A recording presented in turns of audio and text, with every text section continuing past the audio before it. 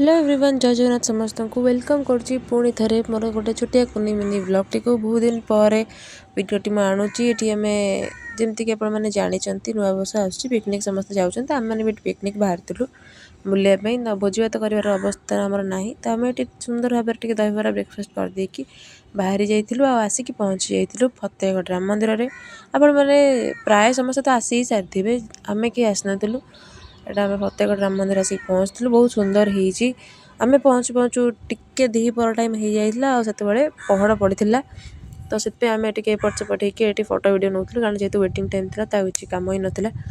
से अपेक्षा करूँ आम के पहड़ खोल सुंदर भाव में दर्शन करूँ मंदिर बहुत भल होती फोन तो वीडियो भर अलाउ नहीं जो मैंने आसते हैं जानते हैं ठाकुर बहुत सुंदर होती ये आसिक अलग अलग मंदिर टी देखुलु रस तो बहुत थी आपने देखुपे मैंने लोक समस्ते बिखरिकी थे बस टिके कहीदेले कि पहड़ खोलिया टाइम हो गलापर किए कुआड़ू आसी केमती लाइन बनईदे जना ही पड़लानी भितर आम भी थिलु ये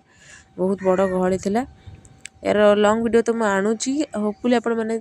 भल पाइबा देवे आपण भल लगे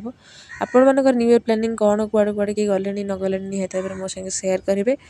नेक्स्ट आम ये आसी पहुँची जाइलु कंटिन्यू नीलमाधव ये भी आम दर्शन करदेलु तो ये सबुठी कि कौ भी मंदिर भितर को मोबाइल अलाउ नहीं कि फोटो वीडियो अलाउ नहीं तो